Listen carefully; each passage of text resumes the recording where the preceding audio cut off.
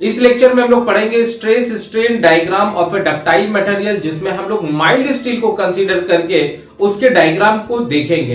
हम लोग सबसे पहला क्या करेंगे, हम लोग एक स्पेसिमेन लेंगे माइल्ड स्टील का और उसको यूटीएम मशीन में फिक्स करेंगे। जैसे आप यहां पर देख पा रहे होंगे कि आपके पास एक यूटीएम मशीन है और इस यूटीएम मशीन का दो पार्ट होता है। एक सेक्शन लोडिंग सेक्शन होता है और दूसरा जो सेक्शन होता है वहां पर हम लोग मेजरमेंट करते हैं या हम लोग वहां पर ग्राफ रिप्रेजेंटेशन करते हैं।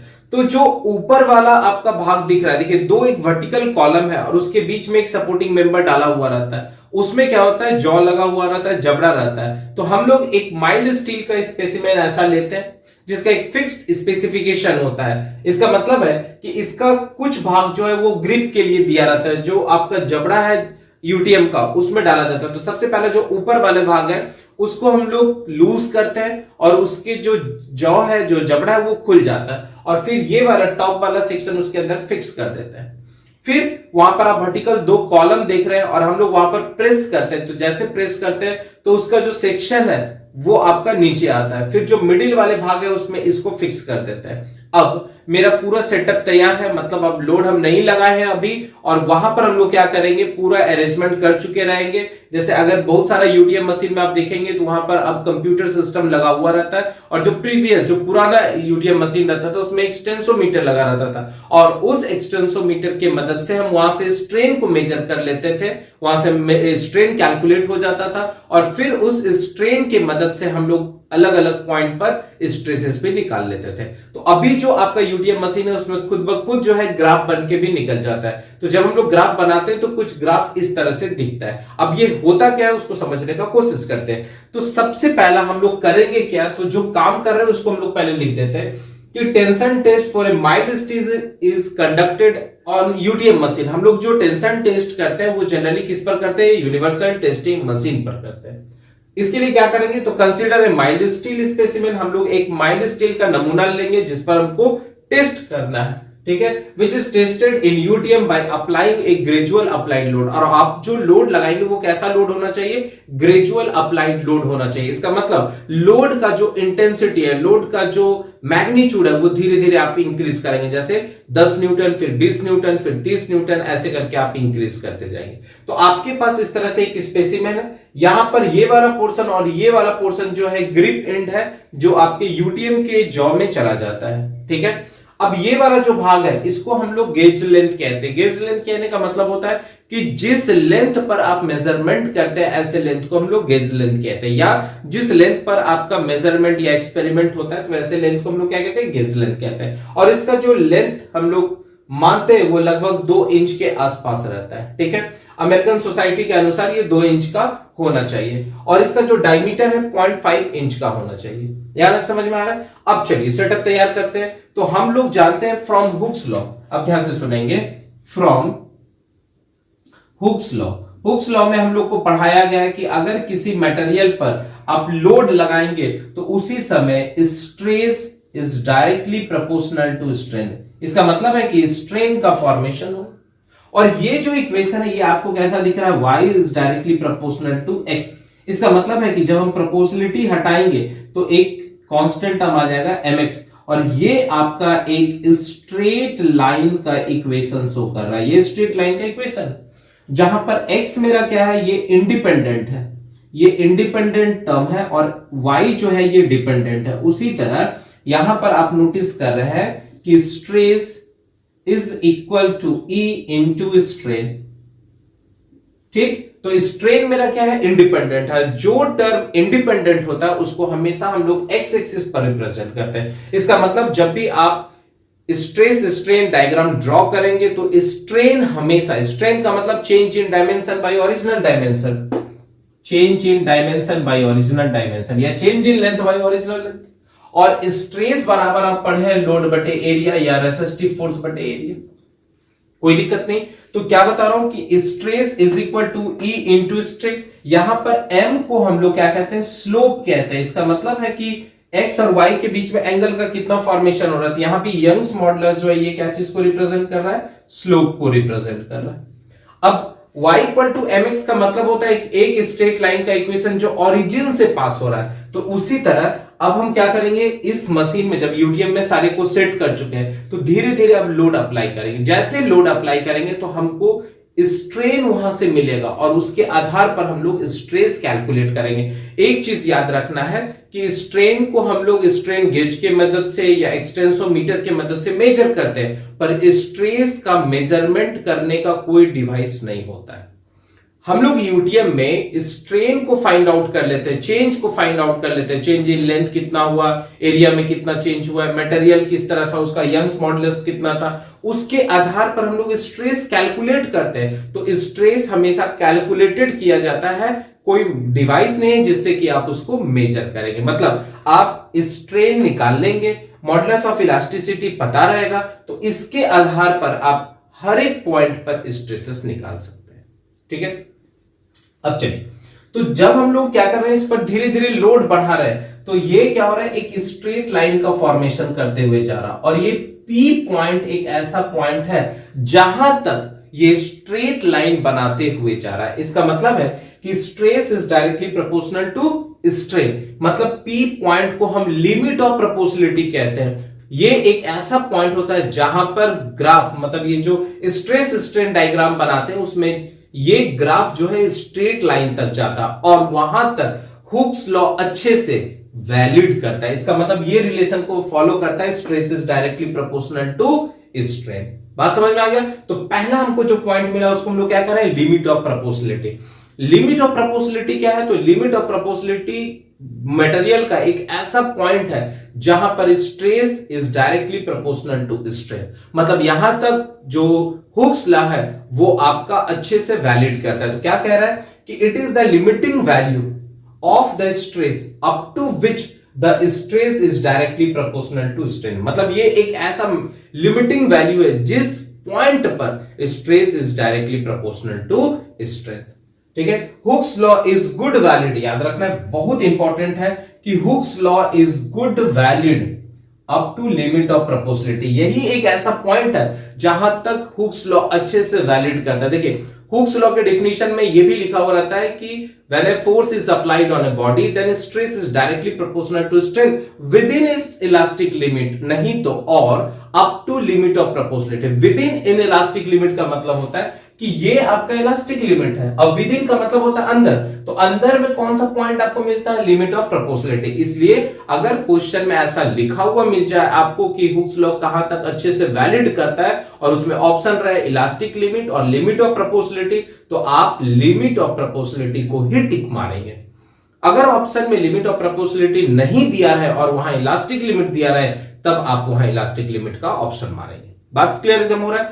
तो यहां पर आप देख रहे हैं कि Hooke's law is good valid up to limit of proportionality. Okay, कह रहा है the portion OP of the graph is a straight line. यहां से आप देख रहे हैं कि जो O से P है ये एक स्ट्रेट लाइन का फॉर्मेशन करता है। और एक चीज और याद रखेंगे कि जब आप ग्राफ ड्रॉ करेंगे तो गलती से बहुत सारे बच्चा का जो फिगर बनता है वो गलत बनता है। वो क्या करता है, यहां से इस तरह से खींच देता है लाइन। देखिए, जितना ज्यादा आप ऐसे खींचेंगे ये एंगल बनाता है। तो यहां पर ये याद रखना है कि जो मटेरियल होता है वो इलास्टिक लिमिट तक में डिफॉर्मेशन उसमें बहुत कम होता है। इसलिए अगर डिफॉर्मेशन, देखिए इसमें डिफॉर्मेशन काफी ज्यादा मिल रहा है, इसका मतलब पर्टिकुलर लोड पर डिफॉर्मेशन देखिए कितना ज्यादा है। पर ऐसा नहीं होता है, ये देखिए लोड आपका बढ़ रहा है तो स्ट्रेस भी बढ़ रहा है, पर उसमें डिफॉर्मेशन क्या होता है, कम होता है। तो हमेशा याद रखेंगे जब हम ग्राफ खींचेंगे तो ग्राफ वाई एक्सिस के रिस्पेक्ट में खींचना होगा, और एक्स के रिस्पेक्ट में ये क्या कर रहा है, खूब ज्यादा एंगल बना रहा है। पर इसके रिस्पेक्ट में आप देखेंगे तो ये डिफॉर्मेशन को कम दिखा रहा है, और अगर हम ऐसे कर देंगे तो डिफॉर्मेशन क्या होगा, ज्यादा आपको दिखेगा। यहां तक समझ में आ रहा है? तो ये चीज बहुत इंपॉर्टेंट है, ध्यान रखेंगे ग्राफ बनाते समय। तो आई होप आपको लिमिट ऑफ प्रोपोर्शनलिटी समझ में आ गया। बस ये याद रखना है कि लिमिट ऑफ प्रोपोर्शनलिटी ऐसा पॉइंट होता है इस स्ट्रेस स्ट्रेन डायग्राम में जिस पॉइंट पर stress is directly proportional to strain. इसका मतलब है कि अगर स्ट्रेन बढ़ेगा तो उसमें स्ट्रेस भी बढ़ेगा।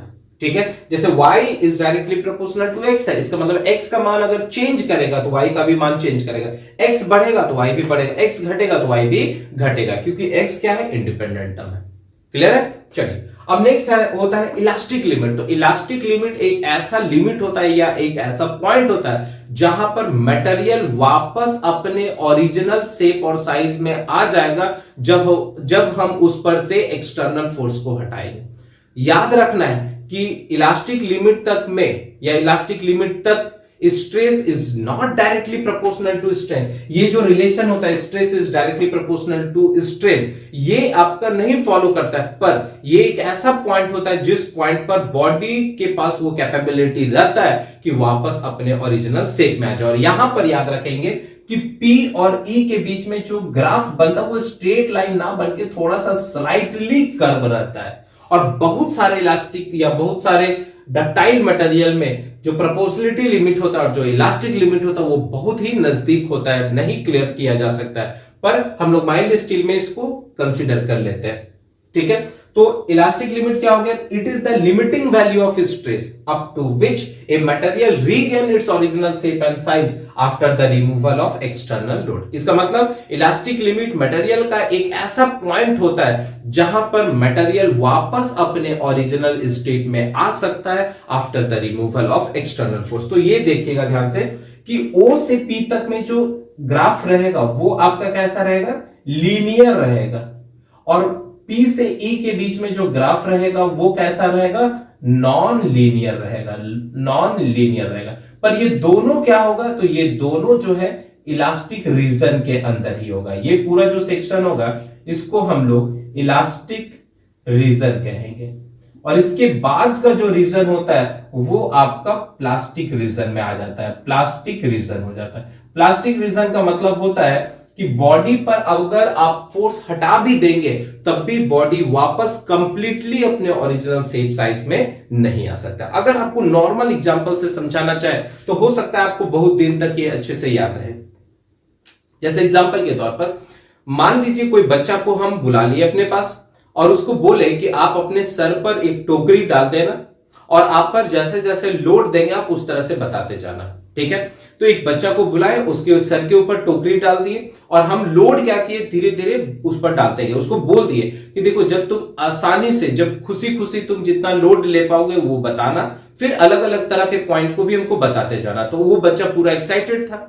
उसके ऊपर क्या किया, टोकरी रख दिया, लोड धीरे धीरे देते जा रहे हैं, 2 केजी 3 केजी 4 केजी 5 केजी ऐसे करके लोड देते जा रहे हैं। तो वो खुशी खुशी 10 केजी तक लोड को ले लिया। तो 10 केजी जहां तक वो खुशी खुशी लोड ले रहा है वो पॉइंट को हम लोग लिमिट ऑफ प्रोपोर्शनलिटी कह रहे हैं। बात समझ में आ रहा है? जहां पर stress is directly proportional to strain. अब उससे रिक्वेस्ट किए कि क्या तुम 2 केजी और लोड ले सकते हो, तो वो बोला ठीक है, रोशन सर बोल रहे हैं तो हम 2 केजी और ले लेते हैं। तो ये क्लियर हो गया कि वो एक ऐसा पॉइंट है जहां पर वापस बॉडी अपने ओरिजिनल शेप में आ सकता है। तो ये 2 केजी जब बढ़ा है तो ये इलास्टिक लिमिट हो गया। बात समझ में आ गया? तो 12 केजी तक में अगर हम बॉडी से लोड हटा भी दे तो वो बॉडी वापस अपने ओरिजिनल स्टेट में आ जाएगा। अब हम क्या किए, अब हम उसके हाथ को बांध दिए और उस पर लोड देना स्टार्ट कर दिए, थोड़ा सा लोड और दिए। तो अब देखिए कि उसमें जो रेसिस्टिंग पावर था लोड लेने का वो कम हो गया, क्योंकि 12 न्यूटन तक या 12 केजी तक वो लोड को ज्यादा रेसिस्ट कर पा रहा था। पर 12 केजी के बाद अगर हम उसमें 2 केजी और दिए तो उसमें लोड लेने का जो रेसिस्ट करने का क्षमता था वो कम हो गया। बात समझ में आ रहा है? तो जब वहां पर रेसिस्ट करने का क्षमता कम हो जाएगा तो उसमें डिफॉर्मेशन देखने को मिलेगा। इसका मतलब वो बच्चा हो सकता है कि अपना आंख से आंसू झलका दे। तो वहां पर पहला डिफॉर्मेशन दिखा। तो एक पॉइंट होता है जिसको हम लोग अपर यील्डिंग पॉइंट कहते हैं। अपर यील्डिंग पॉइंट मटेरियल का एक ऐसा पॉइंट होता है जहां पर हम लोग बॉडी पर अब क्या करते हैं, कोई फर्दर लोड नहीं डालते, कोई एक्स्ट्रा लोड नहीं डालते। जैसे 14 केजी के बाद 15 केजी नहीं डाले, पर उस मटेरियल में रेसिस्ट करने का जो क्षमता था वो कम होते जा रहा है अब लाइट लोड की। जैसे 14 केजी का हम लोड डाले तो उसके अंदर अब रेसिस्टिंग कैपेसिटी 14 केजी नहीं है, क्योंकि उसके पास रेसिस्टिंग कैपेसिटी 12 केजी तक था। जैसे अगर फिगर से आपको समझने का कोशिश करेंगे, ये मान लीजिए मेरे पास स्पेसिमेन है और इस पर हम लोड लगाए, ठीक, तो आप जानते हैं कि इसका जो मॉलिक्यूल्स है उसके बीच में एक बॉन्डिंग रहता है, जिसको हम लोग मॉलिक्यूलर फोर्स ऑफ अट्रैक्शन कहते हैं। तो जब हम लोग अप्लाइड फोर्स लगाएंगे तो इसके डायग्राम को अगर हम इस तरह से बनाएं तो आप नोटिस करेंगे कि रेसिस्टिव फोर्स अपोजिट डायरेक्शन में यहां लग गया अप्लाइड लोड के बराबर, और इलास्टिक लिमिट तक आप क्या देखेंगे कि P is equal to R होगा। और आप जानते हैं कि stress is equal to resistive force बटे एरिया होता है। इसका मतलब इलास्टिक लिमिट तक अप्लाइड फोर्स रेसिस्टिव फोर्स के बराबर है, और वहां पर स्ट्रेस क्या हो जाएगा, रेसिस्टिव फोर्स बटे एरिया है। पर अब हम लोग जब इलास्टिक लिमिट के ऊपर गए तो वहां पर आप नोटिस करेंगे कि जो अप्लाइड फोर्स होगा और जो रेसिस्टिव फोर्स होगा, तो अप्लाइड फोर्स ज्यादा है पर उसमें रेसिस्टिंग कैपेसिटी जो है वो क्या हो गया, कम हो गया। तो वहां पर रेसिस्टिंग कैपेसिटी कम हो गया तो स्ट्रेस बराबर क्या होता है, रेसिस्टिव कैपेसिटी बटे एरिया। तो रेसिस्टिव फोर्स अगर कम है तो स्ट्रेस भी वहां पर क्या होगा, कम होगा। इसका मतलब है कि मटेरियल में पहला यील्डिंग दिखा, पहला डिफॉर्मेशन दिखा। तो जिस पॉइंट पर मटेरियल में पहला डिफॉर्मेशन दिखता है वैसे पॉइंट को हम लोग अपर यील्डिंग पॉइंट कहते हैं। मतलब इस पॉइंट पर हम लोड को नहीं बढ़ा रहे, मतलब 14 kg है तो 14 kg है, पर वहां पर स्ट्रेस का वैल्यू क्या हो गया, कम होते जा रहा है, और यहां पर स्ट्रेन धीरे धीरे क्या होगा, आपको बढ़ते हुए दिख जाएगा। तो अपर यील्डिंग पॉइंट एक ऐसा पॉइंट होता है मटेरियल के अंदर जहां पर यील्डिंग स्टार्ट हो जाता है, जहां पर डिफॉर्मेशन स्टार्ट होता है। तो जहां पहला डिफॉर्मेशन आपको देखने को मिला, जहां पहला आंसू उसका बहा, that point is called upper yielding point. ठीक है, उसके बाद हम लोग क्या करते हैं, अब हम लोड नहीं भी बढ़ाते हैं तब भी हम नोटिस करते हैं कि उसमें रेसिस्टिंग कैपेसिटी है वो क्या होता है, कम होते जाता है। इसका मतलब है स्ट्रेस का मैग्नीट्यूड देखिए कम होते जा रहा है। पर उसी लोड में क्या हो रहा है, स्ट्रेन आपका दिखेगा बढ़ते जाएगा। इसका मतलब 14 किलो न्यूटन पर ही दिखेगा, वो बच्चा रो भी रहा है, उसका गर्दन छोटा भी हो रहा है, उसका जो शरीर है वो थोड़ा दबते हुए जा रहा है। इसका मतलब है कि स्ट्रेन आपका बढ़ रहा है। तो जहां तक ये फेनोमेनन हो रहा है, जहां पर स्ट्रेस आपका कम होते जा रहा है और स्ट्रेन बढ़ते जा रहा है, वैसे पॉइंट को हम लोग लोअर यील्डिंग पॉइंट कहेंगे। इतना समझ में आ रहा है। उसके बाद हम लोग उस पर लोड धीरे धीरे, अब तो इसका कैपेसिटी खत्म हो गया, अब हम क्या करें, लोड देते जा रहे हैं, वो बेचारा रो रहा है, ठीक है, और सारा उसमें डिफॉर्मेशन भी आ रहा है। तो ये देखिए कोशिश कर रहा है कि लोड लग रहा है तो हम अपने आप को रोके, पर वो रोक नहीं पा रहा। और फाइनली एक ऐसा पॉइंट होता है जिसको हम लोग अल्टीमेट पॉइंट कहते हैं। अल्टीमेट पॉइंट क्या होता है, तो टूटने से पहले, मटेरियल टूटने से पहले जो मैक्सिमम लोड ले सकता है, और ऐसे लोड को हम लोग क्या कहेंगे, अल्टीमेट लोड कहेंगे। और उस पॉइंट पर जो स्ट्रेस डेवलप होगा उसको हम लोग अल्टीमेट स्ट्रेस कहेंगे। तो अल्टीमेट पॉइंट क्या होता है, तो अल्टीमेट पॉइंट मटेरियल का एक ऐसा पॉइंट होता है जहां पर मटेरियल सबसे ज्यादा स्ट्रेस ले सकता है। इसका मतलब टूटने से पहले, वो बच्चा मरने से पहले जो सबसे मैक्सिमम लोड ले सकता है उसको हम लोग क्या कहेंगे, अल्टीमेट कहेंगे। ठीक, और फाइनली अब हम लोग ये इस जगह मटेरियल अपना सबसे ज्यादा ताकत लगा देता है अपने आप को बचाने के लिए। अगर हम लोड हटा भी लेंगे तो ये डिफॉर्मेशन रह ही जाता है क्योंकि ये प्लास्टिक रीजन के अंदर आ गया। ठीक, और इसके बाद मटेरियल कभी भी किसी भी समय फेल हो सकता है। तो जहां पर मटेरियल दो भाग में टूट जाता है, ब्रेक कर जाता है, फेलियर करता है, वैसे पॉइंट को हम लोग ब्रेकिंग पॉइंट कहते हैं। तो आई होप अब आपको समझ में आ रहा होगा, फटाफट इसको नोट करिए। और अब हम लोग पढ़ते हैं अपर यील्डिंग पॉइंट क्या होता है, लोअर यील्डिंग पॉइंट क्या होता है, अल्टीमेट पॉइंट क्या होता है, ब्रेकिंग पॉइंट क्या होता है। ठीक है, चलिए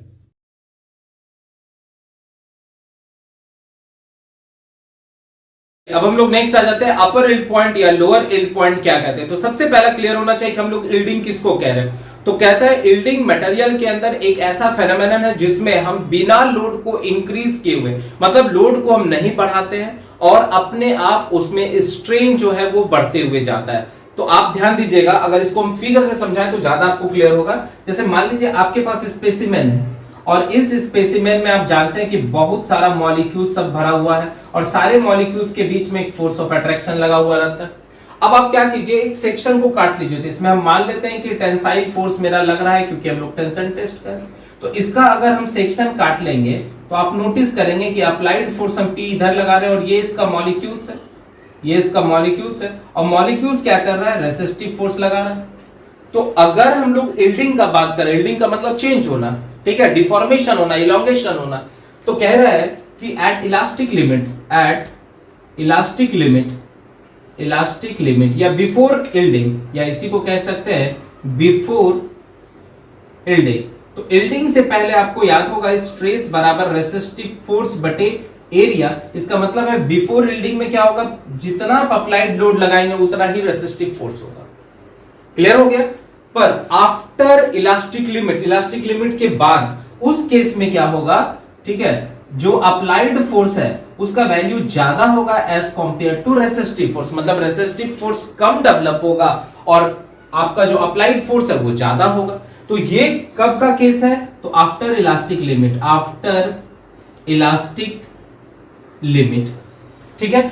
इलास्टिक लिमिट के बाद क्या होगा कि जो मॉलिक्यूल्स के बीच में, ध्यान दीजिएगा, इलास्टिक लिमिट के बाद क्या होगा, जो मॉलिक्यूल्स के बीच में फोर्स ऑफ अट्रैक्शन है वो कम होते जाएगा। इसका मतलब मॉलिक्यूल्स के बीच का डिस्टेंस बढ़ते जाएगा और जब उसके मॉलिक्यूल्स के बीच का डिस्टेंस बढ़ते जाएगा तो उसमें रेसिस्टिंग करने का क्षमता क्या होगा, कम हो जाएगा। इसलिए लिखा हुआ है कि आफ्टर इलास्टिक लिमिट आप जो लोड लगा रहे हैं उसके रिस्पेक्ट में जो रेसिस्टिव फोर्स है वो कम हो जाएगा। और अगर रेसिस्टिव फोर्स कम हो जाएगा तो स्ट्रेस बराबर रेसिस्टिव फोर्स बटे एरिया, तो इस रेसिस्टिव फोर्स कम हो रहा है इसलिए स्ट्रेस भी कम हो जाता है। तो अपर यील्डिंग पॉइंट एक ऐसा पॉइंट होता है जहां पर मेरा जो लोड लग रहा है उसके रिस्पेक्ट में स्ट्रेस का वैल्यू या रेसिस्टिव फोर्स का वैल्यू कम मिलता है और उसके कारण स्ट्रेस मेरा कम मिलता है, पर उसी लोड में हमको डिफॉर्मेशन ज्यादा देखने को मिलता है। तो अपर यील्डिंग पॉइंट मटेरियल का एक ऐसा पॉइंट होता है जहां पर हम लोड को फर्दर इंक्रीज नहीं करते हैं।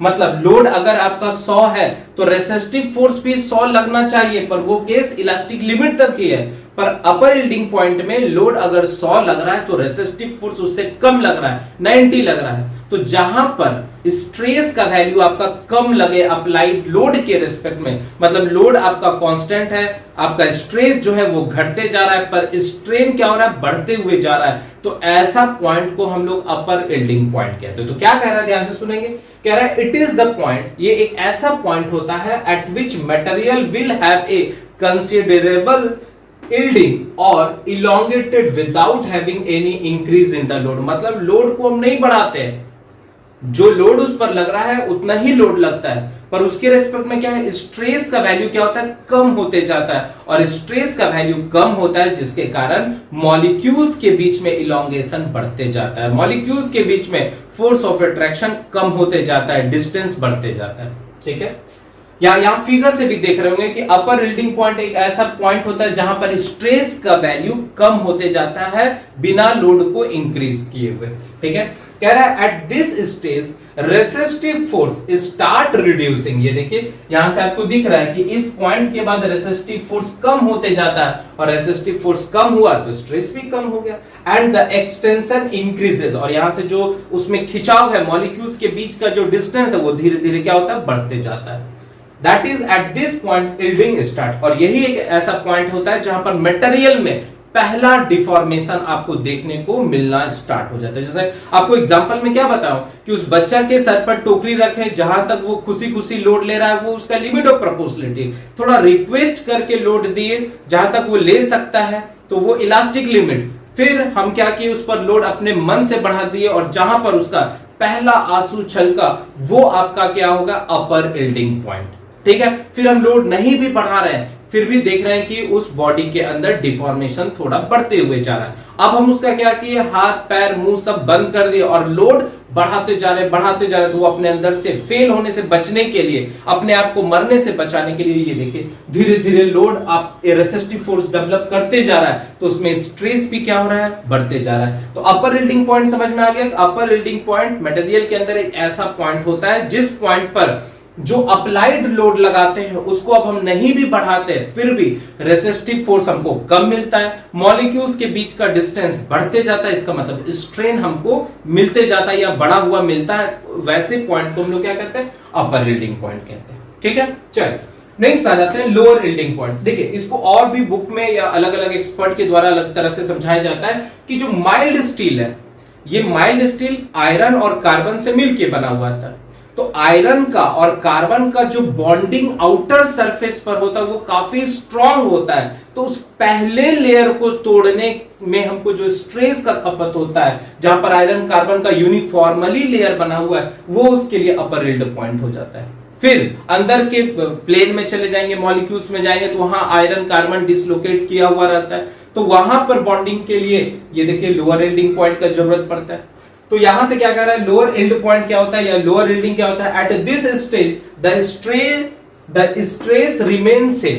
यहां पर क्या होता है, स्ट्रेस का जो मैग्नीट्यूड होता है वो सेम होता है, पर same but strain increases for some time, और यहां पर इंक्रीज स्ट्रेन जो है वो जिगजैग वे में इंक्रीज करते हुए ऐसे जाता है, ठीक है, increases in zigzag way for some time. Lower yield point is taken as yield strength for the mild steel. याद रखना है, माइल्ड स्टील के केस में लोअर यील्ड पॉइंट को ही हम लोग क्या करते हैं, स्ट्रेंथ के लिए यूज करते हैं। जब आप डिजाइनिंग करेंगे, चाहे मशीन पार्ट्स का डिजाइन करिए या कंस्ट्रक्शन साइट में आप डिजाइन कीजिए, तो वहां पर जो मैक्सिमम स्ट्रेस लेंगे, जहां से प्लास्टिक डिफॉर्मेशन स्टार्ट हो जाता है, वैसे पॉइंट को हम लोग यहां पर यील्डिंग स्ट्रेंथ कह रहे हैं। तो हम लोग जब भी डिजाइन करते हैं कोशिश करते हैं कि इस लिमिट के आगे नहीं जाना है, नहीं तो मटेरियल के अंदर, स्ट्रक्चर के अंदर फेल्योर होगा। तो उस केस में, माइल्ड स्टील के केस में, हम लोग यील्ड पॉइंट मतलब लोअर यील्ड पॉइंट को ही स्ट्रेंथ क्राइटेरिया मानते हैं। देखिए, जब भी आप डिजाइन करेंगे तो डिजाइन में दो स्पेशल पॉइंट को कंसीडर करके किया जाता है। एक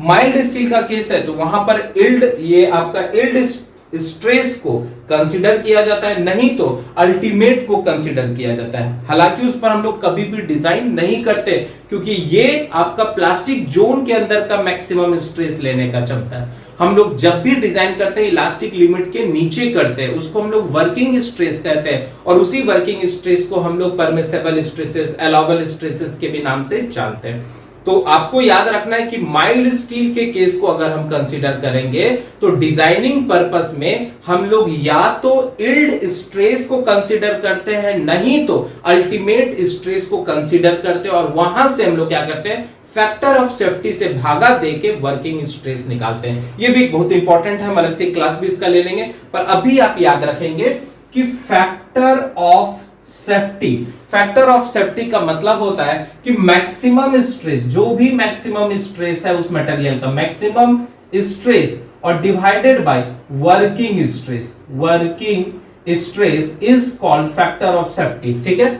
और अगर डिजाइनिंग पर्पस करते हैं तो फैक्टर ऑफ सेफ्टी का मान हमेशा एक से ज्यादा होना चाहिए, ठीक है। तो मशीन के डिजाइन में फैक्टर ऑफ सेफ्टी का जो वैल्यू लेते हैं वो 4, 6 इस तरह से लेते हैं, और जब हम कंस्ट्रक्शन साइट के डिजाइनिंग में जाते हैं तो इसका जो मैग्नीट्यूड होता है वह एक से बड़ा होना चाहिए। तो 2, 3, 4, 5 आप कुछ भी ले सकते हैं। तो देखिए, अगर आपको उस मटेरियल का मैक्सिमम स्ट्रेस पता है और फैक्टर ऑफ सेफ्टी डिजाइन अगर मशीन का करना है तो 4, 6 ले लीजिए, नहीं तो 1, 2, 3, 4, 5 ले लीजिए, उसको डिवाइड कर देंगे तो आपको जो स्ट्रेस मिलेगा उसको वर्किंग स्ट्रेस कहेंगे, और उसी वर्किंग स्ट्रेस पर सारा डिजाइन होता है। बात समझ में आ गया? इसका मतलब मरने से पहले कोई भी बॉडी अगर मान लेते हैं कि 400 किलो न्यूटन का लोड ले सकता है, तो हम उसको फैक्टर ऑफ सेफ्टी से भागा दे दिए, मान लेते हैं 4 से दे दिए, 6 से दे दिए, तो वहां से हम ये पता कर लेंगे कि ये बॉडी पर इतना लोड देंगे तो वो कभी भी फेल नहीं होगा। तो वर्किंग स्ट्रेस एक ऐसा स्ट्रेस होता है जहां पर हम लोग डिजाइनिंग करते हैं। वर्किंग स्ट्रेस का दूसरा नाम अलाउबल स्ट्रेस है, परमिसेबल स्ट्रेस है, सेफ स्ट्रेस है, ये सब होता है, ठीक है। तो यहां से अब आपको लोअर यील्ड पॉइंट भी समझ में आ गया होगा कि लोअर यील्ड पॉइंट मटेरियल का एक ऐसा पॉइंट होता है जहां पर हम लोड को नहीं बढ़ाते हैं, स्ट्रेस का वैल्यू कांस्टेंट रहता है, पर उसी लोड में उसमें स्ट्रेन जो है वह अपने आप धीरे धीरे बढ़ते जाता है। यहां तक क्लियर? चलिए, अब यह भी याद रखना है कि डक्टाइल मटेरियल में यील्ड स्ट्रेंथ का या यील्ड स्ट्रेस का जो वैल्यू होता है वो लगभग 250 न्यूटन पर एमएम स्क्वायर होता है। अभी ये भी क्वेश्चन उठता है कि सबसे ज्यादा सर हम लोग को माइल्ड स्टील का ही स्ट्रेस स्ट्रेन डायग्राम क्यों पढ़ाया जाता है? डक्टाइल मटेरियल में एल्युमिनियम भी आ जाता है, कॉपर भी आ जाता है, ब्रास भी आ जाता है, निकल भी आ जाता है, सिल्वर भी आता है, तो वो सबका क्यों नहीं पढ़ाया जाता है? तो बहुत सारे डक्टाइल मटेरियल में ये सारा पॉइंट अच्छे से नहीं दिखता है, पर माइल्ड स्टील ही एक ऐसा मटेरियल है जिसमें जब हम इसकी ड्राइंग या इसके डायग्राम को खींचते हैं तो बहुत सारा पॉइंट मिलता है, और अगर किसी डायग्राम में बहुत सारा पॉइंट मिलेगा तो इसका मतलब है इंफॉर्मेशन भी हमको ज्यादा मिल रहा है, जिससे कि हम दूसरे डायग्राम से आसानी से इसको रिलेट कर सकते हैं। जैसे अगर आप ब्रिटल मटेरियल का करेंगे तो ब्रिटल मटेरियल में आपको तुरंत इलास्टिक लिमिट दिखेगा और अल्टीमेट दिख जाएगा, तो वहां से आपको पता नहीं चलता उसके बिहेवियर को, पर माइल्ड स्टील में बहुत सारा पॉइंट मिलता है जहां से हम इसको अच्छे से क्लियर कर पाते हैं। उसी तरह अगर आप एल्युमिनियम का भी ड्रॉ करेंगे तो उसका डायग्राम काफी सिंपल हो जाता है, इसलिए आपसे नहीं बोलता है बनाने के लिए, बस ऐसे जाएंगे ऐसे हो गया, या एल्युमिनियम का हो गया, कॉपर का इसी तरह का डायग्राम हो जाता है। पर यहां पर आपको दिख नहीं रहा है, ये इलास्टिक लिमिट है, ये अल्टीमेट हो जाता है, तो बहुत सारा इल्डिंग बिहेवियर नहीं दिखाता है। क्लियर है, इसलिए हम लोग माइल्ड स्टील का ड्रॉ करते हैं। चलिए नेक्स्ट आगे आ जाते हैं। Ultimate stress. अल्टीमेट स्ट्रेस का मतलब होता है कि मटेरियल अब बस टूटने ही वाला है। जैसे इसको अगर हम स्पेसिमेन को खींचेंगे तो धीरे, जब इसको खींचते जाते हैं धीरे धीरे ग्रेजुअल अप्लाइड लोड से, तो फाइनली इसका जो आपको दिख रहा है लेंथ, ये क्या होता है, ये खिंचाते खिंचाते लंबा होते जाता है और ये डायमेंशन इस तरह से देखिए कम होते जाता है, ये लंबा होते जाएगा और यहां से इसका डायमेंशन कम होते जाता है और यहां पर एक नेक का फॉर्मेशन होता है, नेकिंग कहते हैं इसको। जैसे आपके अगर हम फेस को ले ले तो ये गर्दन यहाँ आपके बॉडी के रिस्पेक्ट में यहाँ नेकिंग हो जाता है। उसी तरह जब हम इसको पकड़ के खींचते हैं तो इसका जो क्रॉस सेक्शनल एरिया है वो धीरे धीरे घटते जाता है और एक ऐसा समय आता है जब यहाँ से ये टूट जाता है, और जब टूटता है तो वहां पर कप और कोन का फॉर्मेशन करता है। ऑब्जेक्टिव का काफी इंपॉर्टेंट क्वेश्चन है कि स्ट्रेस स्ट्रेन डायग्राम में डक्टाइल मटेरियल में किस तरह का स्पेसिमेन टूटने के बाद फिगर बनाता है, तो कप और कोन का बनाएगा। और परफेक्टली डक्टाइल मटेरियल होगा तो एंगल कितना बनाएगा, 45 डिग्री का बनाएगा। पर अगर ये ब्रिटल मटेरियल होगा तो ब्रिटल मटेरियल जो है 90 डिग्री का इस तरह से टूट जाता है। पर यही अगर डक्टाइल मटेरियल है तो ये टूटेगा तो इस तरह से आपका कप बनाता है और कोन इस तरह से बनाता है।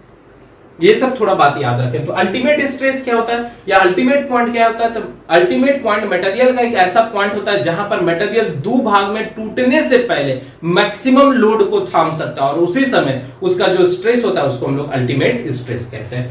तो क्या कर रहा है, this is the point at which the material can resist the maximum stress. यही एक ऐसा पॉइंट होता है जहां मटेरियल जो है सबसे ज्यादा अपने आप को रोकता है टूटने से। ठीक है, eight this stage cross sectional area at particular section start reducing. और यही एक ऐसा पॉइंट होता है जहां पर स्पेसिमेन का कोई एक ऐसा चुनिंदा भाग जहां पर एरिया बड़ा स्पीड से रिड्यूस करता है, ठीक है, very fast. This is called the neck formation और इसी को हम लोग नेकिंग कहते हैं, neck formation. At this stage stress is about 370 से लेके 400 न्यूटन पर mm स्क्वायर होता है माइल्ड स्टील के लिए। ठीक है, और लास्ट आ जाते हैं ब्रेकिंग पॉइंट। ठीक है, ब्रेकिंग पॉइंट या फ्रैक्चर पॉइंट। एक चीज हमेशा याद रखें, कभी भी आप डिजाइन करेंगे, ठीक है, चाहे आप कंस्ट्रक्शन से रिलेटेड डिजाइन कर रहे हैं, स्ट्रक्चर बनाने में या मशीन बनाने में, उसमें कभी भी अल्टीमेट स्ट्रेस या इल्ड स्ट्रेस पर बेस्ड डिजाइन नहीं किया जाता है। किस पर किया जाता है, वर्किंग स्ट्रेस पर, सेफ स्ट्रेस पर। क्वेश्चन में क्या दिया रहेगा आपको, मैक्सिमम स्ट्रेस। मैक्सिमम स्ट्रेस क्या होता है, अल्टीमेट होगा नहीं तो इल्ड होगा। तो मैक्सिमम स्ट्रेस को factor of suitable factor of safety से भागा दे देंगे तो वहां से हमको वर्किंग निकल जाएगा और हमेशा डिजाइन वर्किंग स्ट्रेस पर किया जाता है। ब्रेकिंग पॉइंट, ब्रेकिंग पॉइंट देखिए, अब मटेरियल का ये सबसे लास्ट रेसिस्ट करने का क्षमता था। अब मटेरियल का सारा पावर ही खत्म हो गया, तो इसलिए आप नोटिस करते हैं कि जो ब्रेक होता है ना, इससे नीचे होता है, क्योंकि ये सबसे ज्यादा अपना ताकत झोंक दिया था अपने आप को बचाने के लिए। तो यहां से क्या होता है, रेसिस्टिव फोर्स इसका कम हो रहा है। तो अब अल्टीमेट के बाद ये मटेरियल कहीं भी दो टुकड़ा में बट जाएगा। ऐसे पॉइंट को हम लोग ब्रेकिंग या फ्रैक्चर पॉइंट या रैप्चर पॉइंट कहते हैं। तो कहता है द स्ट्रेस, मतलब एक ऐसा पॉइंट जिस पॉइंट पर मटेरियल दो भाग में टूट गया, तो कुछ ना कुछ तो उस पॉइंट पर लोड होगा, कुछ ना कुछ स्ट्रेस डेवलप होगा। तो the stress at which finally the specimen fail is called the breaking point. एक ऐसा पॉइंट जहां पर मटेरियल दो भाग में टूट गया, तो उस पॉइंट का हम लोड फाइंड आउट कर लिए, उसके कोरस्पॉन्डिंग में स्ट्रेस फाइंड आउट कर लिए, उसी को हम लोग क्या कर रहे हैं, ब्रेकिंग स्ट्रेस। तो ब्रेकिंग स्ट्रेस एक ऐसा पॉइंट है जहां पर मटेरियल दो भाग में टूट गया और उसके रिस्पेक्ट में हमको जो स्ट्रेस प्राप्त हो रहा है उसको हम लोग ब्रेकिंग स्ट्रेस या उसी को हम लोग फ्रैक्चर या रैप्चर स्ट्रेस भी कहते हैं।